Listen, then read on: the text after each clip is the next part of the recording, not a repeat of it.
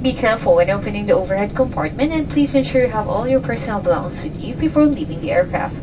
It was a pleasure having you on board, and we look forward to serving you again soon. On behalf of AirAsia Captain Benjamin Flores, First Officer Nikolai Felix, and the rest of the crew members, we would like to say thank you for flying with us. For passengers traveling with infants and were given infant life vests, please return them to the cabin crew upon deplaning. Thank you.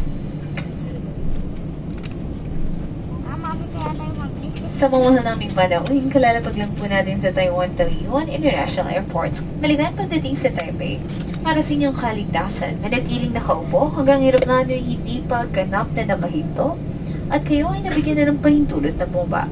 Mag-ingat po sa pagkuha ng anumang bagay na maaaring mahulog mula sa overhead compartment. Bago po kayo mabat, yakin nasa inyo na ang lahat ng inyong kagamitan. Isang karangalan lang kayo mapagsilbihan at inaasahan namin na muli tayo magkikita sa inyong susunod na paglalakbay. Sa ngalan ng AirAsia ni Kapitan Benjamin Flores, unang opisyal Nikolai Felix, at lahat ng aming kasama, kami po ay malikod na nagpapasalamat sa inyong pagtangkilik sa amin. Sa mga naming panauhin na may dalang sanggol at nabigyan ng infant